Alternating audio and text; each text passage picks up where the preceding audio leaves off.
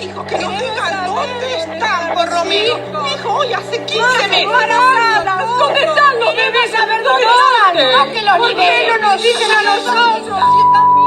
En el marco del nuevo 24 de marzo recordamos el golpe militar en Argentina de 1976. Para reflexionar sobre esa fecha, invitamos al historiador y doctor en Ciencias Humanas, Jorge Perea. Hola Cristian, ¿qué ¿Cómo tal? está? Gracias por la invitación. ¿Qué significa el 24 de marzo para la sociedad argentina? Es una pregunta clave. Hay cambios y continuidades en torno a esta fecha o a cualquier hito histórico. El pasado es el pasado de todos los argentinos, todas las argentinas, pero hay fechas especialmente sensibles en términos emocionales y políticos. Y me parece, y en esto no estoy solo, que un hito significativo hace 50 años, 40, 30, 20 y 10 años atrás es el 24 de marzo de 1976, el último golpe de Estado que debió vivir nuestro país en un siglo XX convulsionado, pero que aún hoy, en 2026, sigue dividiendo en términos de caracterizaciones, de representaciones, y además sigue siendo un motivo importante para construir referencias políticas en una sociedad como la nuestra, en una democracia desigual y con una enorme cantidad también de tareas pendientes. ¿Qué se define a este proceso un golpe cívico-militar? Todos los golpes de Estado son, desde el punto de vista de una puesta en escena, una representación en la que los militares a lo largo del siglo XX en nuestro país estuvieron en la primera presentación de una sala, pero en el fondo, en el proscenio, diríamos, desde el punto de vista teatral, hay una serie de intereses que nunca se perciben muy claramente.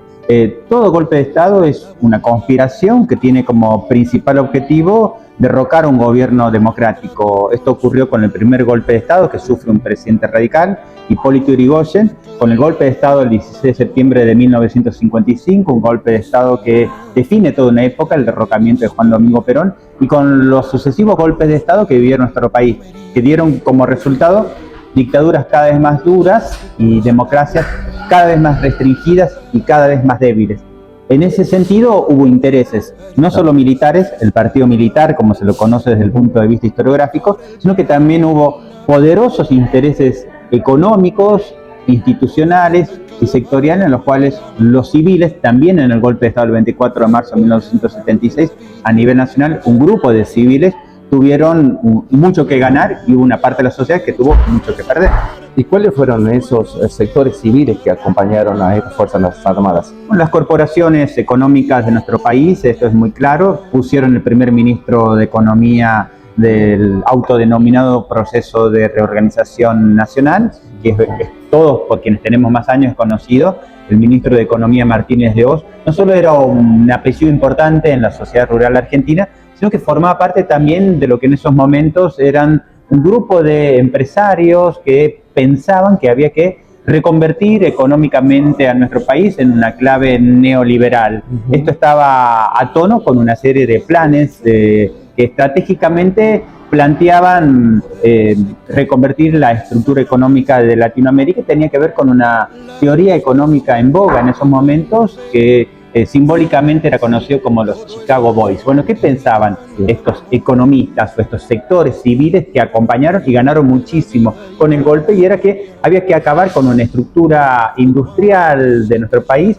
en el cual el Estado tenía demasiada intervención y había que realizar una reconversión de la economía que permitiera que nuestro país fuese más competitivo desde el punto de vista de una mirada neoliberal, en la cual, por supuesto, se pensaba que debían ganar aquellos que podían competir con los productos que venían de afuera. Esto fue terrible para la producción de la República Argentina, pero sobre todo también para las provincias del interior como Catamarca. Seguro.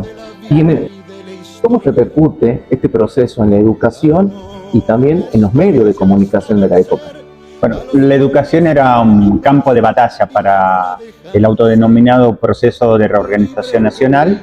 Esto tenía que ver con una caracterización de lo que era la vida política de una sociedad que estaba muy a tono con lo que se conocía como la doctrina de la seguridad nacional, que era una idea, un ideario contrainsurgente. Se pensaba que el principal motivo por el cual una parte de la sociedad en la Argentina y en América Latina tenía ideas revolucionarias, uno de los principales escenarios en los cuales los jóvenes de la época se habían imbuido en esas ideas de izquierda, antisistema, contraculturales, era el campo educativo. Y por lo tanto, para el autodenominado proceso de reorganización nacional, las instituciones educativas, los maestros, los profesores, el sistema de investigación universitario se convirtió en un objetivo directo de sospecha, de vigilancia, de disciplinamiento, de represión y de aniquilamiento. Y esto lo muestran los propios números de desaparecidos en el campo educativo, de detenidos políticos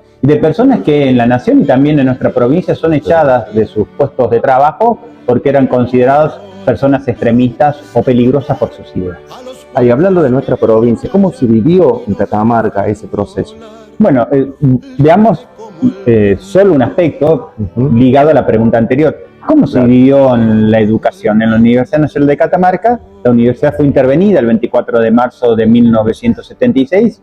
Era una universidad recientemente creada en el año 1973, pero que además tenía una serie de conflictos internos y que tenían también que ver con el clima de la época. Bueno, un grupo significativo de docentes de la UNCA son represaliados, algunos de ellos son expulsados de su puesto de trabajo, los más conocidos, 4 docentes de lo que es hoy la Facultad de Humanidades, una serie de libros que circulaban hasta su momento, sobre todo en la Facultad de Humanidades, son censurados, son prohibidos, estudiantes tienen que abandonar sus estudios, no docentes son echados de la Universidad Nacional de Catamarca y otros colegas docentes que luego volvieron en 1983 a sus puestos de trabajo son obligados a dejar sus cátedras. Entonces, la Universidad Nacional de Catamarca es solo un aspecto de lo que vive todo el sistema educativo a nivel provincial, que en ese sentido no era la excepción, ¿no? Hay que decirlo muy claramente.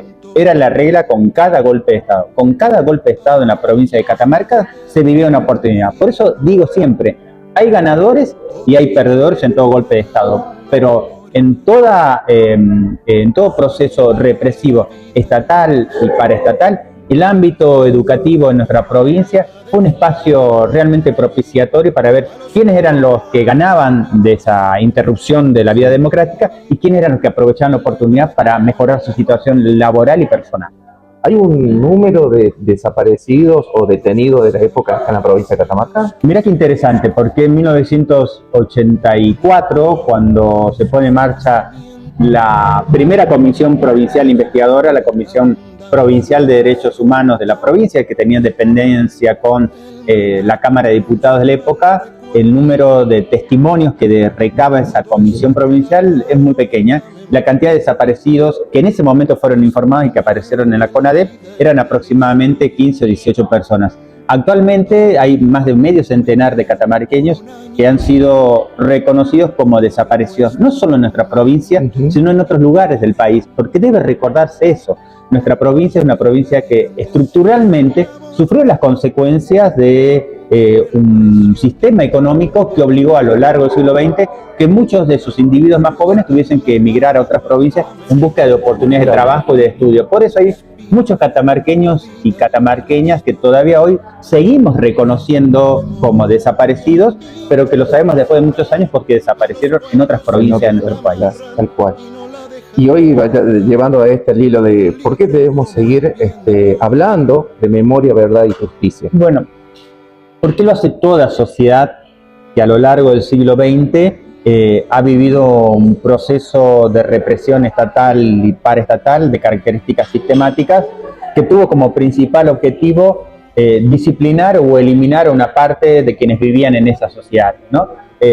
La Argentina no es la excepción, es la regla de una serie de prácticas de carácter genocida que vivieron las sociedades desarrolladas a lo largo del siglo XX. El exterminio armenio a comienzos del siglo XX, el exterminio nazi en la primera mitad del siglo XX y una serie de experiencias terribles que han ocurrido en la segunda mitad del siglo XX. En los Balcanes, por nombrar un caso, el exterminio tutsi en África y en nuestro país también, en otros países de América Latina, en la década de los 70.